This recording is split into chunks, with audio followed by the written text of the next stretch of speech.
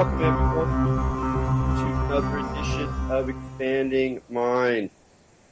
I'm your host, Eric Davis, continuing our conversations about the cultures of consciousness. And one of those cultures we keep returning to on this show is psychedelic culture. And to reiterate, one of my main points here is that it's not simply because psychedelics themselves are so fascinating, which they are, but that because of their heterodox, somewhat outlaw status, at least for many decades here in the West, they're also a place or a perspective from which you can see a lot of the underground currents, tensions, margins, counter-orthodox positions that animate our world, and so they're in intimacy with the language and the cultural expression of psychedelics really gives you a line into a lot of the more interesting interconnections of law and psychology and pharmacology and history and religion and magic and poetry, and they all sort of crisscross in this marvelously woven tapestry of peculiarities, marvels, insights, and occasional terrors. And for that reason, I really enjoy gatherings of people interested in psychedelics, because you never know what you're going to hear, and the conversations often range from the most dry kinds of neurological studies to these completely wild and bizarre metaphysical fabulations and everything in between. And so it's not like much else out there in terms of giving you a good conference. And one of my favorite conferences probably my favorite conference that's going now is the Breaking Convention in the UK, a cheekily named gathering. I wasn't able to attend this year, but luckily I at least managed to get one of the speakers onto the show, so hopefully we can probe him for some reflections on the experience. I was at the last Breaking Convention, had a wonderful time, and I also there met the person we're talking to today, Alan Piper, who's sort of a literary and historical scholar, and 2 years ago he was presenting or a few years ago, he was presenting a paper on the topic of today's conversation, or one of the topics of today's conversation, which are the peculiar, underground, odds, and in some ways kind of somewhat significant connections between psychedelic culture, post-war psychedelic culture that we're sort of familiar with, the story that begins with Hoffman and goes through Huxley and Timothy Leary in the 60s, et cetera, and the connections that some of these figures have and some of this current of culture has with right-wing, reactionary, or at least very conservative thinkers and experiences, which is sort of, again, it seems kind of on the surface sort of against the grain, because we're so used to thinking of psychedelia as part of the counterculture, and of thinking of the counterculture as part of the progressive movement, opening towards a sort of new age world of tolerance and multiple perspectives and indigenous views, critique of conservative mainstream culture. But in fact, there are all sorts of much more odd mixtures going on that are summed up well by the title of Alan's new monograph, which is called Strange Drugs Make for Strange Bedfellows: Ernst Jünger, Albert Hoffman, and the Politics of Psychedelics, which is a very handsome little volume. It's a good sign of the kinds of things people are doing with self-publishing these days. It's a nice big fat A1 paper, lots of interesting black and white illustrations, a reasonable price, and a very, very fascinating read. So I'm really looking forward to talking to Alan about that. So we'll bring him on to Expanding Mind. Alan, thanks for joining us on the show. Hi there, Eric. It's glad to be with you. Yeah, wonderful. So listen, before we get into your stuff, I'd love to just hear a little bit of a snapshot of Breaking Convention this year. How did it go? It had a lot of interesting characters on the roster. What was your experience? What can I say, really, but that my feet have yet really to touch the ground. So 3 days of the convention, Friday, Saturday through Sunday. I had Professor Carl Ruck staying with me Monday, Tuesday, and just put him back on the plane yesterday.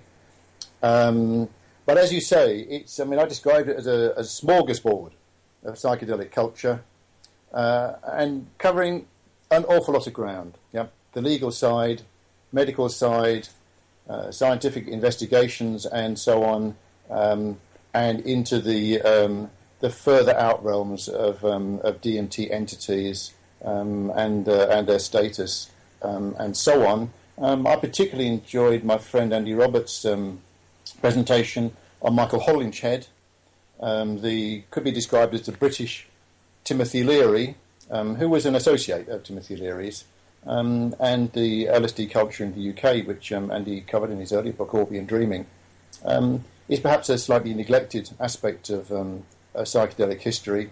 And of course, I was involved with that in my own small way, having grown up as a teenager in the late 60s and early 70s.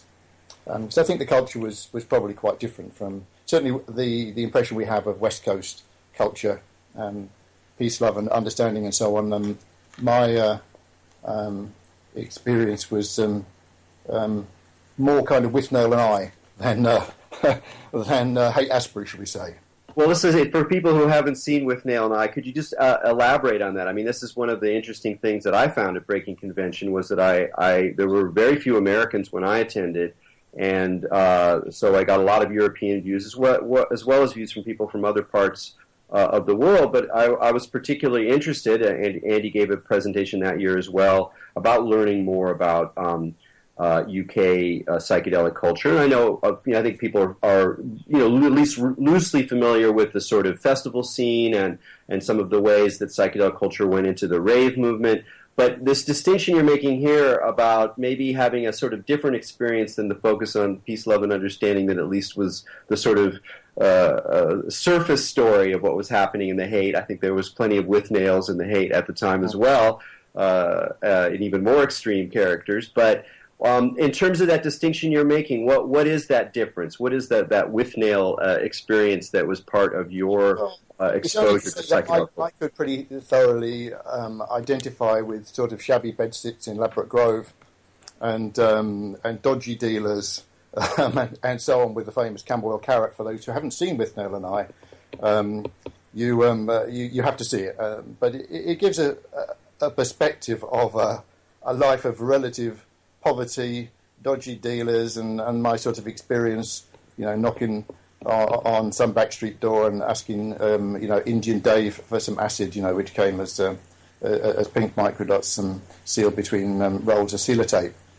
But so I think everybody's experience is quite unique. But my experience at that time was I did attend festivals. I made one of the Isle of Wight festivals and some of the Windsor Free festivals.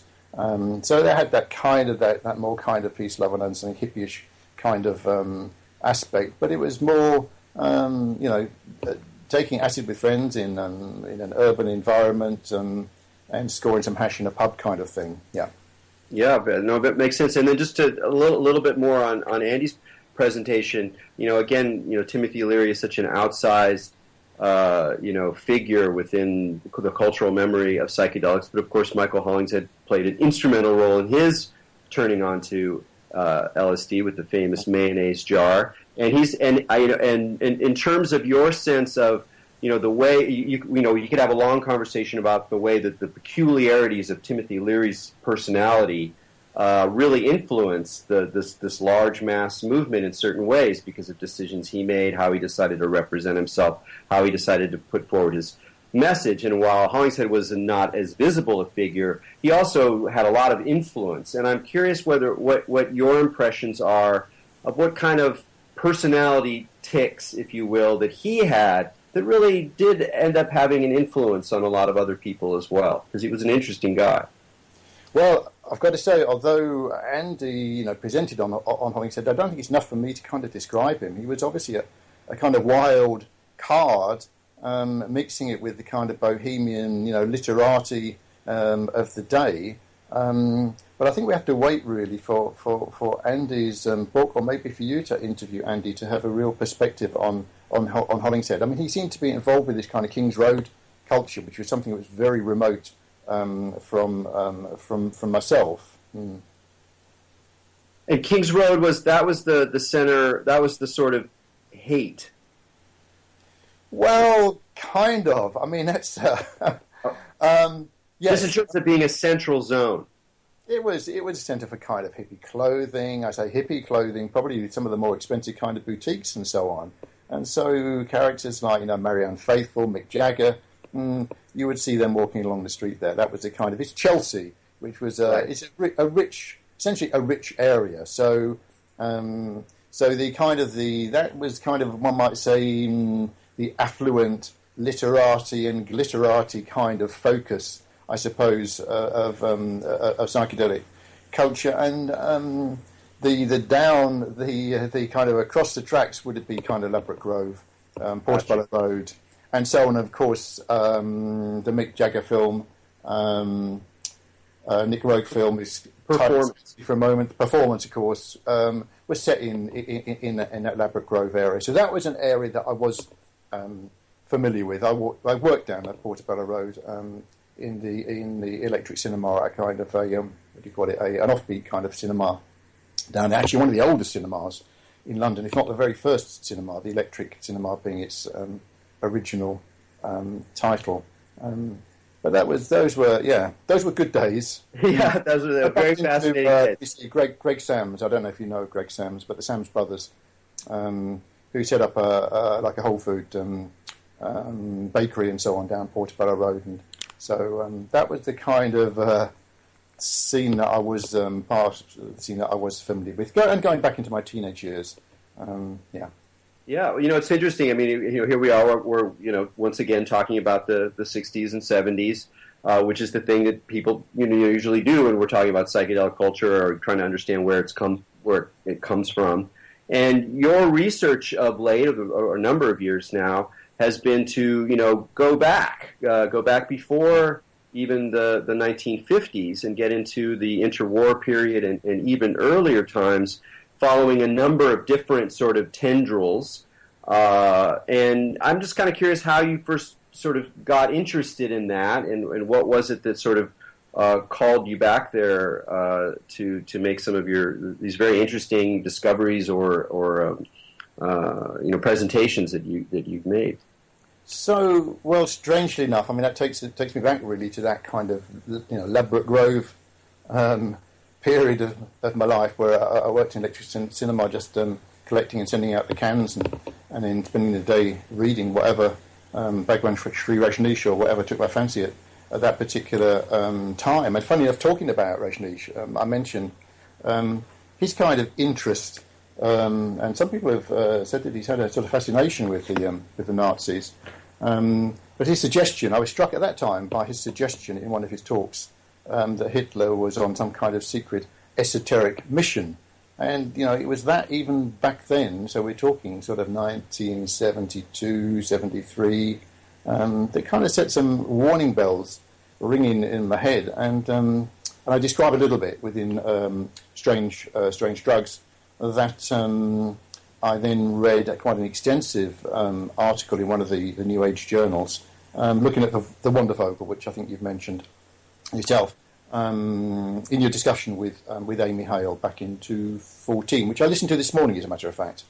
And I have to say that Amy Hale's work was very supportive of my own researches, and she was supportive directly of my own researches, which came to fruit in Strange Drugs Make for Strange Bedfellows. So early warning bells and sort of curiosity there, and having a sense that that people were moving out of drug experiences into New Age religions, some of which had an authoritarian kind of feel to them, and then latterly I was involved with an esoteric group that I started to sense had kind of nationalistic threads running through it, and lastly after that I sort of moved on and later studied cultural history, and it was off the back of those kind of early experiences that I got involved in as an undergraduate studying cultural history.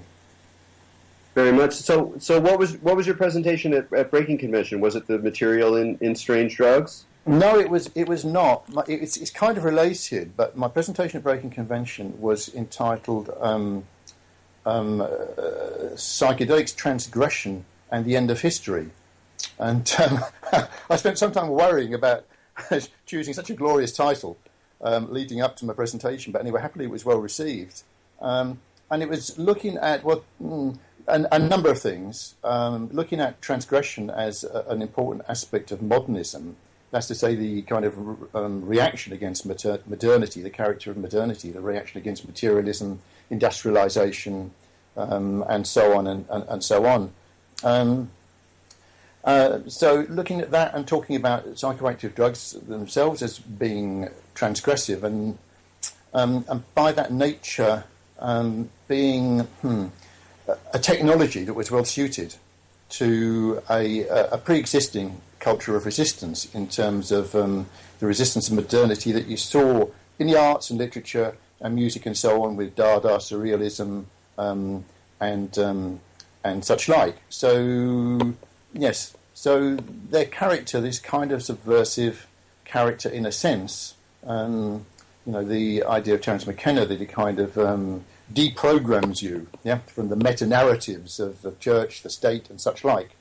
But of course, he assumes that once deprogrammed, you'll be embracing peace, love, and understanding, or something close to that, at least, perhaps. But my view is, as I think you're obviously aware, Eric, that that deprogramming of meta-narratives could move you to left or right, or in whatever direction really influences take you.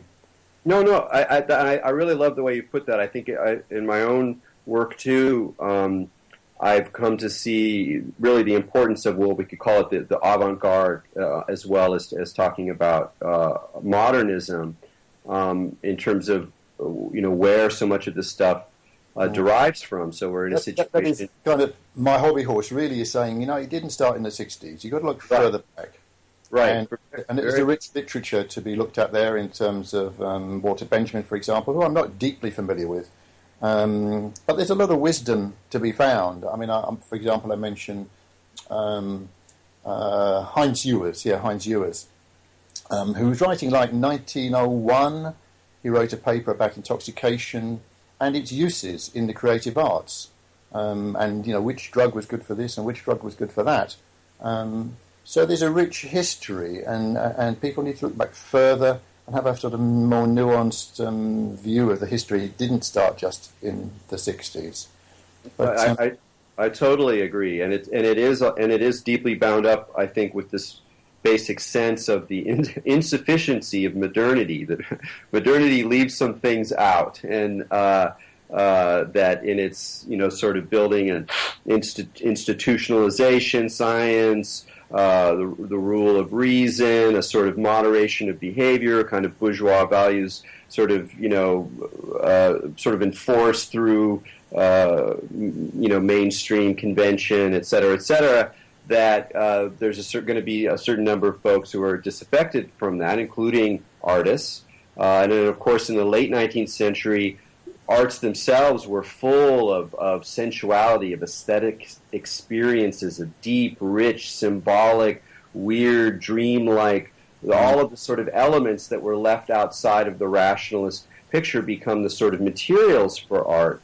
And that gets only intensified after World War I, when you have this kind of crisis within Europe, a crisis within the arts, and this sense of needing to acknowledge and even sort of affirm the absurd qualities of life, the things that don't make sense, limit experiences, extreme experiences. And it's out of that mix that I think you're really right to focus so much on that interwar period between World War I and World War II, that sort of transgressive impulse we see as much on the sort of anarchist left of Dada as we do in the right, and that's partly the place where the kind of connections that you're drawing really start to kind of cohere. Yes, one thing I don't mention, of course, is Evola, who he's this icon now of the new right, and was an icon of neo-fascists in Italy in the 1960s and 70s. Started off as a kind of Dada artist and poet. And that's something which I don't think has really been explored. There's very little material available on that period. Certainly, I think almost nothing in English. But it would be interesting to have a look at some of his artwork from that period.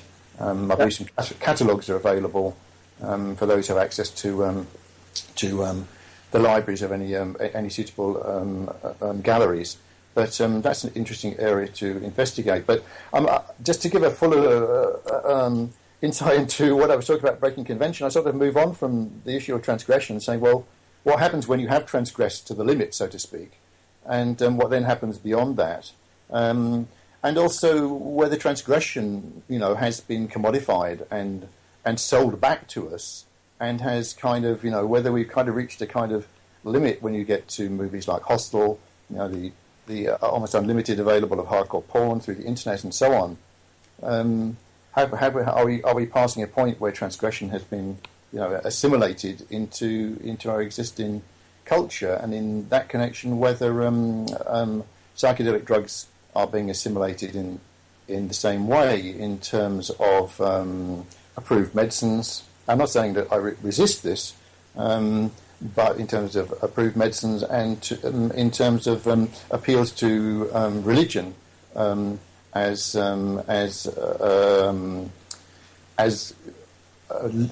legalizing the use of drugs for religious purposes, and whether in those aspects we don't see psychedelics being absorbed into the culture. And in fact, in many ways, I feel that the bomb has already dropped, that it dropped in the 60s, and we're really living in the period of the fallout. And so, are psychedelics ultimately kind of losing their mojo, so to speak, that inherently subversive quality that some people identify within them? And I just referred to a book review I think I was reading in The Guardian, the English, the left-wing newspaper, The Guardian, which just absolutely assumed that you had had experience of LSD in terms of the description of a novel or whatever that they were describing. So if you're white and middle class and of a certain age, then the assumption is you've taken acid, and you can identify and understand the significance of acid experience. Well, it's interesting if you think about one of the main rules of thumb, one of the central protocols of psychedelic use from the 60s forward is this idea of set and setting. And you start thinking about what is set, what is setting. How far does the setting go? Is it just the room with the fluffy pillows and the Bach music and the flowers, or is the setting actually the whole sort of cultural moment, including the cultural stories about what psychedelics are? And so you get into this kind of recursive loop where the stories that we tell about what these drugs mean end up shaping and organizing the experiences people have and the meanings they draw from them. I mean, this is kind of a characteristic way of thinking about cultural history, but it's very visible with psychedelics. And so one of the interesting things now, and again why it makes this such an interesting area to pay attention to, is what happens as these medical models, mainstreaming models, legal permissiveness, as these things change the cultural location of psychedelics. How much do they actually change how they mean, and maybe that they mean less, or that they become more medicalized and less about ontological terror. And on the other hand, it's as a kind of vehicle for religion. And so this is the point where I think being historians and being interested in and wanting to bring forward the history of these things, particularly in the 20th century, the history in the modern world, not rather than more distant indigenous histories, play such an important role, because it reminds us that this is really really a kind of moving target. And I share your sense that the transgressive edge, for better or worse, and it's probably a little bit of both, is going out of these things, and to some extent already has in many ways. I think that what you were just saying, Eric, again, I kind of covered some of that in my presentation at the weekend, in saying that histories of psychedelics tend to be, here comes psychedelics in the 60s, and then this is their impact on society. And in tracing this pattern of transgression as within the arts and literature and so on, and music, as being central to modernism, so I was trying to paint a picture and say, well, this was the environment into which they were received. And rather than saying, well, here comes psychedelics and this is their impact, how did they become embedded into a pre-existing culture of resistance, if you see what I'm saying, this kind of anti-enlightenment culture that celebrated the irrational in the broadest possible terms. Yeah. Yeah, very, very well said. Well, let's talk a little bit more about that zone. I mean, one of the things, the points you want to make is that there's sort of a kind of generic, maybe not particularly deep or well-informed, a set of associations between psychedelic culture from the 60s on and progressive, international, liberal, in the American sense of the term, positions, and that this, in fact, is not the case. It's not. It's much more complicated than that. And as someone who's interested in these topics, I've been aware of this. I'm also, interested in the history of esotericism, and you find the same set of issues. I mean, in a different light. In a way, it's more obvious if you study the history of occultism and esotericism of the last, 2 or 3 centuries. It's very clear how there are both left-wing and right-wing elements and centrist elements as well. But it's very, you don't have to go very long before you're reading somebody like Evola, where the politics are extremely problematic, and yet you recognize that he's also an original esoteric thinker, and so you have to start to come to terms with the way in which the category itself kind of blurs and spills over the neat containers we might want to have to control these possible energies. And I think with psychedelics, it's just been much, much less noted. I think the first place I noted it was reading Marcus Boone's book, The Roads of Excess, which is about literature and drugs. And he makes the point that before the 50s, the vast majority of people who were interested in, particularly in psychedelics, which weren't that many, but there were enough, were really more from a conservative side, and that's actually kind of a transformation, in the 60s, and maybe not even an entirely complete one.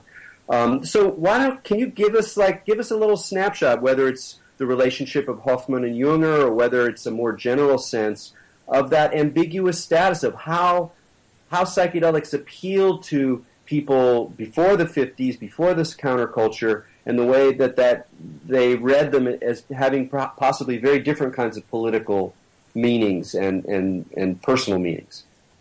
Well, plainly the figure who's fascinated me is Ernst Jünger, who was this close friend of Hoffman, and who Hoffman dedicates this whole chapter of his scientific autobiography, LSD My Problem Child. He dedicates this whole chapter to the radiance of Ernst Jünger.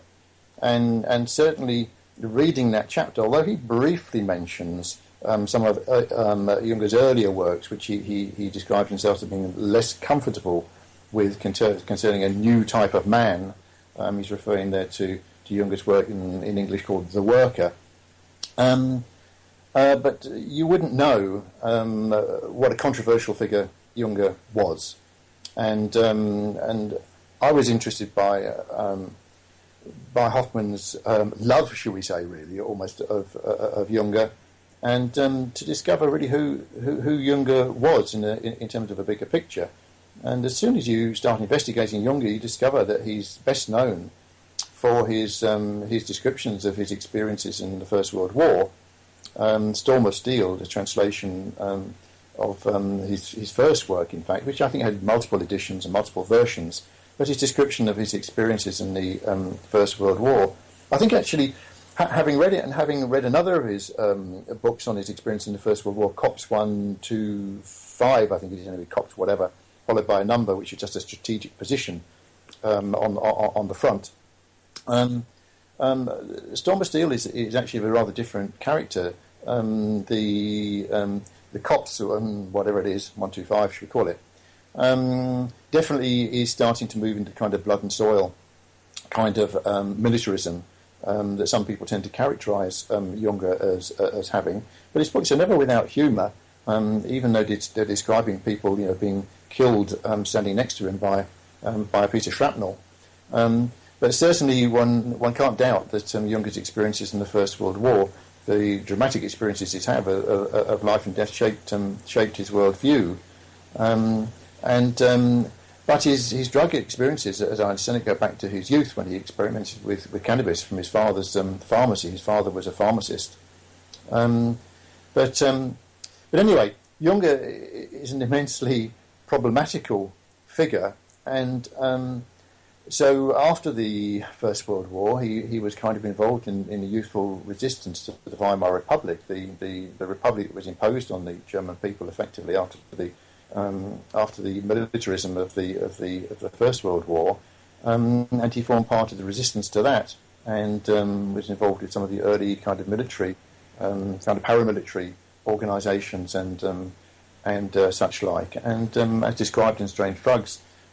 He freely admits himself that, as part of his resistance to the Weimar Republic, the democracy and those democratic characteristic of the Weimar Republic, that he was a supporter of the Nazis, as no doubt many other people were, who were not evil individuals and who were not of evil intent, but they thought that the Nazis were a good thing. But that he supported Nazis through till about 1938. He describes that in one of his interviews. And so that kind of opened my curiosity about Jünger and how Hoffman would have become such a close friend of a figure who, following the Second World War, in which he was in the German army, he worked in Paris in a as dealing with correspondence, people's correspondence. Following the Second World War, he was an immensely controversial figure because of his close relations at certain points with the Nazis, the fact that he was a national hero, and the Nazis essentially wanted him as a poster boy.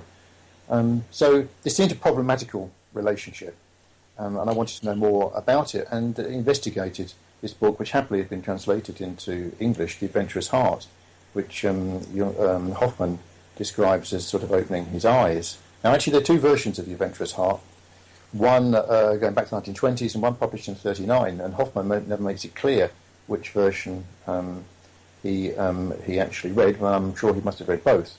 But The Adventurous Heart, when you read it, the way Hoffman describes it, it's all to do with kind of a deeper perception into nature, and a sense of the kind of underlying forces and creative forces within nature and such like. But it's a much more problematical document because it's a kind of set of vignettes, little descriptive passages, which may be dreams, which may be drug experiences, and many of them are quite violent. And I'm not saying they're necessarily in celebration of the violence that they describe, but they certainly, shall we say, disturbing. Anyhow, the impression which I have is, and what is really fairly clear, is that that Hoffman obviously was fully party to the medical aspects of LSD, of his discovery, and investigations into their potentially therapeutic benefits, their use as a psychotomimetic for an insight into schizophrenic states and so on, were investigated very early. But Hoffman sought Jünger out as early as 1947, and he became, so to speak, Hoffman's guide, one might say, to the esoteric aspects of the LSD experience. And, Great. I want to ask you a little bit more about Hoffman here in a second, but we have to take a break. You're listening to Expanding Mind on the Progressive Radio Network. This is Eric Davis, and I'm talking with Alan Piper about the sort of secret history of psychedelics in the pre-war world. And afterwards, we'll be right back. Welcome back to Expanding Mind Radio Network. This is Eric Davis talking with Alan Piper and talking about the influence of Ernst Jünger, author, sometime Nazi, anti-democrat, and a very kind of brilliant writer. And the influence that he had on Hoffman, and particularly, and this was, I thought, for me, it was I think the single most intriguing idea in your paper was the one you were just making, that for Hoffman, he recognized maybe wasn't the most deep poetic guy. I mean, very smart guy, sweet guy, etc. That he was sort of looking for a way to make sense, to thicken the sort of meaning of experiences on LSD. And so while he and his company could recognize the potential medical benefits or psychomimetics and the use in therapy and psychology studies, etc., that for those deeper poetic sides of the experience, he in some ways found them through the resonance of those experiences with the kind of way of approaching poetry, imagery, and even fear and terror inside the adventurous heart. And so since when I read your thing, I went out and I read The Adventurous Heart, and it's a very, very interesting book. It's quite rich. It has a lot of different dimensions to it, and I think I was probably somewhat less troubled by the violence, the kind of gothic violence in it than I suspect you were. But that may just say more about my own reading. I mean, I read a lot of horror and I'm fascinated by representations of nightmarish situations. And I thought there was a little bit more irony in some parts of it, and also some parts where he's clearly pushing back against the Nazis. That said, it's very clear the way that his whole project is really deeply bound up with this anti-modernism and taken to the conservative degree of contra democracy, the ideals of equality, and the sort of fetishizing of technology, of new, more efficient ways of running the economy. All of this to him is sort of a twilight, kind of a nightmare. And what I want to get into though is how much have psychedelics served, whether in Hoffman's framing of them or how they went forward into the 50s and 60s, that in some sense they also carried these anti-democratic potentials, these potentials to turn against modernity, to turn against the order of reason as it was sort of installed in industrial democratic civilization. It's just how much of it is in the thing, how much of it is the stories that people are telling about it. I would say nothing is in the thing, but just to return to Jünger for a moment, and to be, for absolute clarity, Jünger was not a Nazi, and was never a Nazi in the sense of a signed-up member of the NSDAP. So he was in the German army, and an officer in the German army, and led his troops into occupy Paris on horseback. But he was not a Nazi, and he was close, eventually, to those who sought to kill Hitler in the July bomb plot, July 1944 bomb plot. And he was lucky to escape with his life. And one of his children was effectively executed by sending him into the front line for voicing his own doubts about Hitler's regime. So he was not a Nazi, but he was an individual of extreme conservatism, and the resistance to Hitler, the plot against Hitler, was by a conservative military, who wanted to save Germany from destruction when they realised that Hitler was going to destroy Germany. But that's I wanted to make that point clear. In terms of, to come back to your point, if I correctly understand it, is there a potential in LSD for a particular frame of mind, the anti-modern frame of mind? Well, yes, I think so, because of the kind of mystical experience, essentially, that it gives you in terms of the world around you, particularly if you take it in a natural environment. The beauty of nature, and I'm trying to think of what my perceptions, if any, were of shall we say, mechanical contrivances under the influence of LSD. I think you could conceive of those as equally beautiful, but it certainly intensifies that aspect of experience. So potentially, yes, in terms of that resistance to technology. My impression is that Jünger maybe had a very ambiguous relationship with technology. I've not been able to read his book, The Worker, but he envisaged, it's not very clear to me whether it's dystopian or utopian.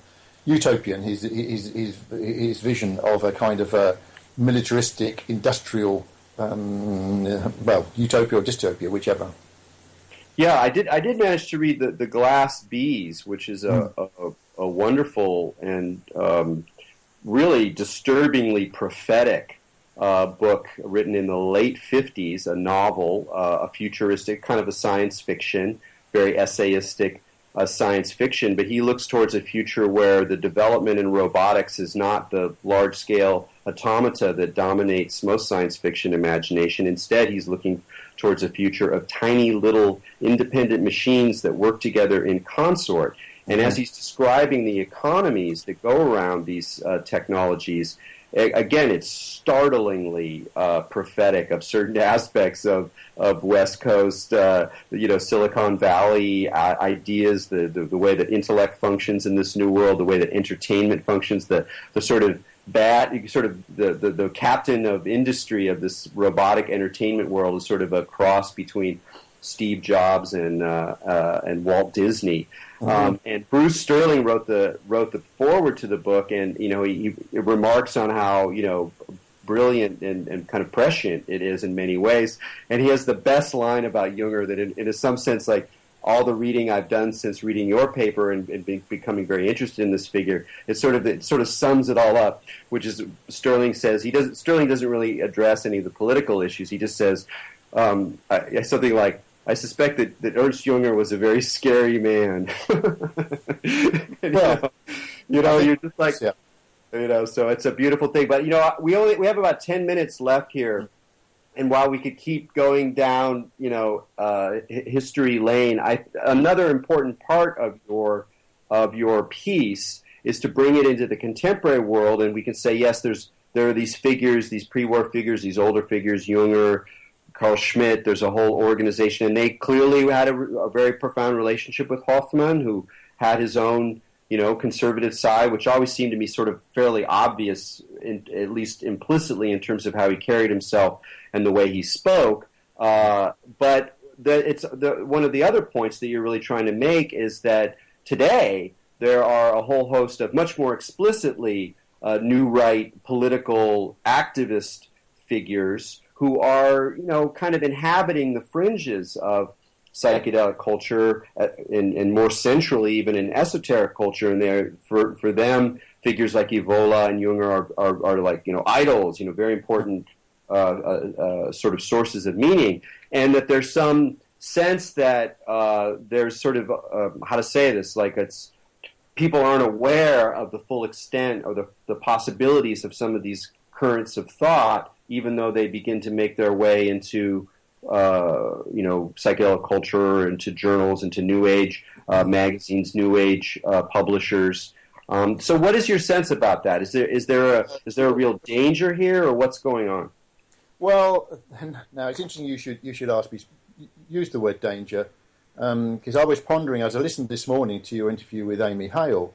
Now, of course, she has this concern about entryism.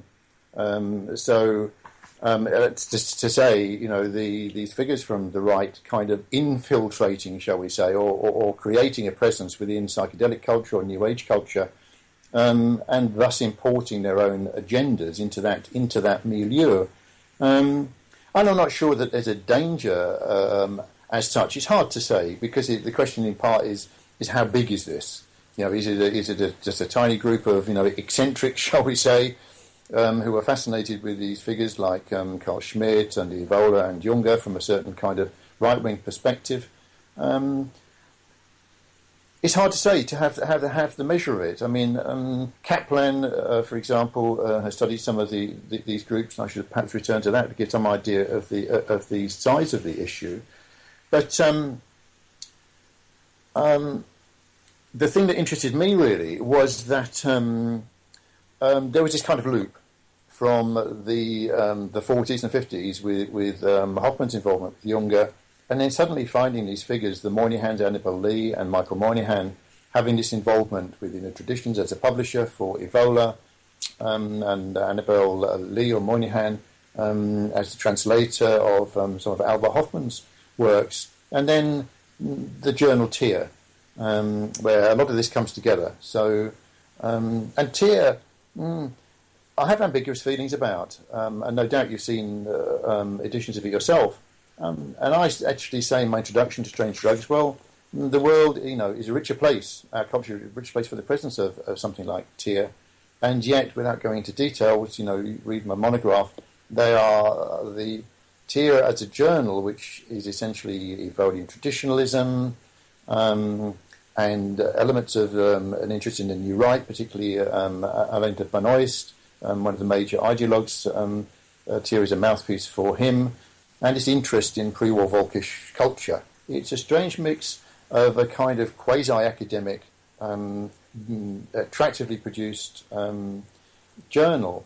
And my feeling is well, let them do their own thing. I don't sit in judgment on this, though my own limits are when we fade into racism, as such. That is the point for me of no return. The line that I wouldn't cross over, and unfortunately there are connections with Tear across into the New Right with Countercurrents Publishing and so on, where they're publishing books of a kind of extreme right kind of nature, at least white nationalist, shall we say, nature. So, it's a strange situation, and I also just want to say I appreciate your willingness and ability to just be forthright with your ambivalence, and it's one that I share as well. I have a couple copies of Tear. I've read it. It's I can, again, as someone who's interested in esotericism, it's even more blurry, as you're reading along, where you certainly find yourself. And I also find myself in that situation where as soon as we get into certain ways of talking about race, I'm just out of there. I'm just, it just shuts down. It's just like, there's no having that conversation. After a certain point, they have their ways of organizing it, racialism versus racism, blah, blah, blah. But I'm just not interested. And at the same time, I have to recognize the way in which my own criticisms of modernity, my own sense of nostalgia, or my own sense of the natural world, of what's being lost with technology, all these kinds of issues are often dealt with very well by conservative thinkers. And so it's a strange place to find yourself. And I admire your willingness to go out there in a very political environment and to just try to tell the stories, frame things, in the way you can, gently, and acknowledge that that the world is richer for these currents of thought, and that those currents of thought aren't necessarily even that far away. Not meaning the nationalism or the racist politics, but some of the affects, the emotional experiences, the esoteric experiences, the dreams, the sort of experiential basis that some people have who go in that direction are very resonant. often more so with me than people who are, who have the same kind of political positions I do, but they're very invested in liberal institutions and science and da-da-da, and I'm like, there's something, you guys are missing something. So it's a very confusing world. It is. And there was a point while you were talking there, Eric, that I was just about to make. Well, yes. A couple of, I was going to say ironies, I'm not sure if that's the right word, but yes, the current situation. So I was fascinated by this kind of loop, whereby Junger's close relationship with Hoffman, Hoffman's kind of closeness to these conservative revolutionary figures such as Carl Schmitt and Armin Mohler and Jünger himself. Plainly, he can't have been innocent of their character, so to speak, and he was certainly, shall we say, comfortable in their company, but it doesn't say anything necessarily of his own political views.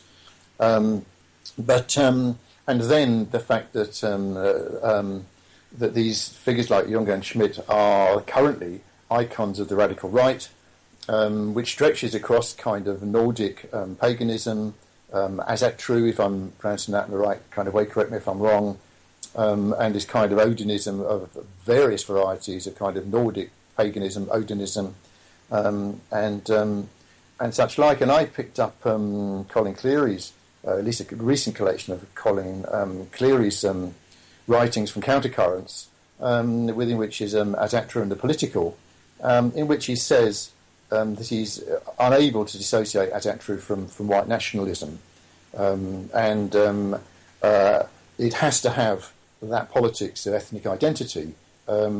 Otherwise, it's it's not Azatra, I suppose, from his point of view. And so I'd acquired that collection of essays that were published relatively recently, though I think it goes back to about 2012, where Colin Cleary is expressing that view in terms of that particular brand of Odinism. And then this morning, in the news, in this Icelandic newspaper, came the news that the pagan temple being constructed on Iceland, was coming under attack from radical Odinists for its liberalism. Was that something you were aware of? Yes, I was actually. I've been following that fascinating temple. I don't remember the name of it right at the moment, but it is true that within the larger umbrella of paganism, although some people wouldn't, are increasingly not using that term to try to cover all these different groups, within those who are interested in the Norse mysteries, or what at least in America we tend to call heathenism, to distinguish it from paganism. Often people will say, no, I'm a heathen. And some of those people have the same kind of progressive values of most pagans, and some of them are right-wing. And some of that also, in America, again, I don't know about the UK, but in America it also overlaps with prison gangs. So you have white prison gangs are often identified with Odinist currents, and you can see it on the tattoos, and that overlaps with heavy metal, and so it's this very strange cultic milieu of mixtures. But I didn't know that they had decided to really attack the temple for its multiculturalism. I mean, it's a very strange idea. If I can find it now, I'm frightened of opening Internet Explorer while I've got some. Well, we have about a minute left here, so we're probably just going to have to send our listeners to come down. Are basically saying we're going to come over there and consecrate it ourselves. Yeah, and you should be consecrated. So, I mean, so you are seeing there I suppose a kind of violent aspect and a determinism to confront the liberalism of certain kind of paganism. Yes. Well, Alan, we're going to have to leave it there. Alan Piper, thanks so much for joining me on Expanding Mind. My pleasure. All right. Well, folks, the end of another show. Remember to keep your minds open.